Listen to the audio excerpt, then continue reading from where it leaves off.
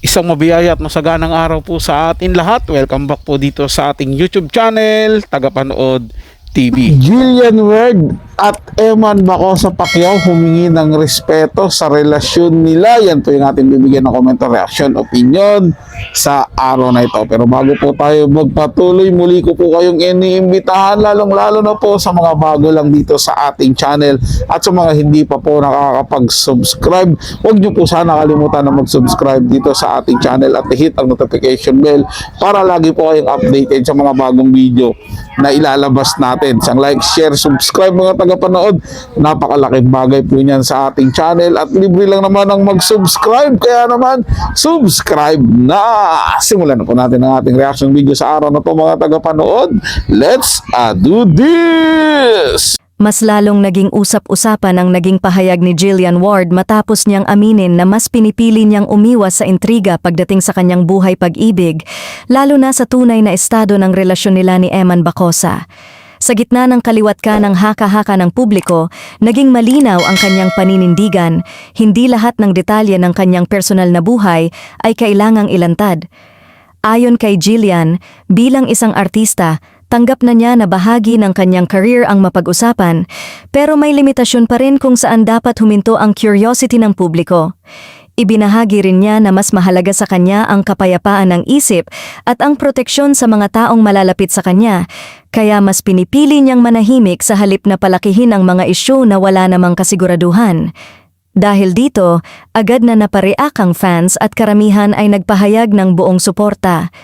Marami ang nagsabing respeto ang dapat manaig, lalo na't malinaw naman ang hangarin ni Jillian na iwasan ang hindi kinakailangang intriga. Para sa kanila, hindi sukatan ng pagiging open ang pagbubunyag ng lahat. Mas mahalaga pa rin ang boundaries na inilalagay ng isang tao para sa sarili niya. May ilan ding netizens ang nakapansin na ang ganitong desisyon ay nagpapakita ng maturity at self-control ng actress. Sa halip na sumabay sa ingay ng social media, pinipili niyang manatiling grounded at focused sa kanyang career. Dagdag pa ng iba, mas nakakabilib raw ang ganitong klaseng mindset lalo na sa industriya kung saan normal na gawing sentro ng usapan ang personal na buhay ng isang artista. Sa kabila ng patuloy na interes ng publiko sa kanila ni Eman, mas nangingibabaw pa rin ang panawagan ng fans na igalang ang kanyang desisyon. Marami ang nagsasabing kung darating man ang tamang panahon para magsalita si Jillian, kusa niya itong ibabahagi, hindi dahil napilitan, kundi dahil handa na siya. At sa dami ng sumusuporta sa kanya, makikitang mas pinipili ng marami ang respeto at pag-unawa kaysa sa panghihimasok sa kanyang pribadong buhay. Kung ang mga tagahanga ang siyang dahilan kung bakit sumisikat ang isang artista o isang entertainer, ang mga tagahanga rin po ang sumisira sa kanila, mga tagapanood. Totoo po yan. Kasi masyado na nilang pinanghihimasukan yung personal na buhay ng isang tao. Gaya nito nila Jillian Ward at ni Eman Bacosa. Masyado na silang, alam niyo bang nakikialam na po doon sa personal na buhay ng dalawang batang ito. Baga tanong sila ng tanong, usisa sila ng usisa, ayaw na lang nilang hayaan na mag-matured yung dalawang ito na magkasama. Di ba? Ang dami nilang tinatanong, ang dami nilang inuusisa na nauuwi sa, napipressure na yung dalawa. Di ba? Dapat respetuhin po ng mga tagahanga. Ako bilang tagahanga rin ng dalawang ito, na Jillian Ward at ni Eman Bacosa Pacquiao, at umaasa at humihiling nga rin na sana bigyan sila ng proyekto na magkasama. I-love team na talaga sila eh.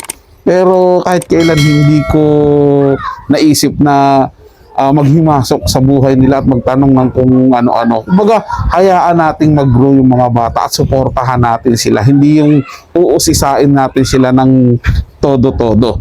At kay Jillian Ward naman, sana wag siyang magpadala, at kaya man ganun din, wag silang magpadala sa pressure ng mga taong kinukulit sila. Bagkus ituloy lang nila yung buhay nila. Kumbaga nadagdagan ka lang ng kasama mo sa buhay, namit mo lang yung isang tao na pwedeng sumuporta sa iyo.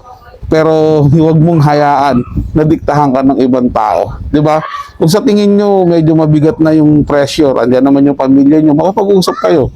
At syempre, huwag nyo kalimutan din na magdasal para may guidance kayo. So kayo mga tagapanood, ano sa tingin nyo, anong masasabi nyo, ano ang komento at hinaing nyo, ilagay nyo dyan sa ating comment section, babasahin at pupusuan ko yan, mga tagapanood. Sila po mga tagapanood, ito'y comment at opinion lamang, wala pong personalan. Paalam po at mabuhay po kayong lahat. Maraming salamat po sa inyong panonood.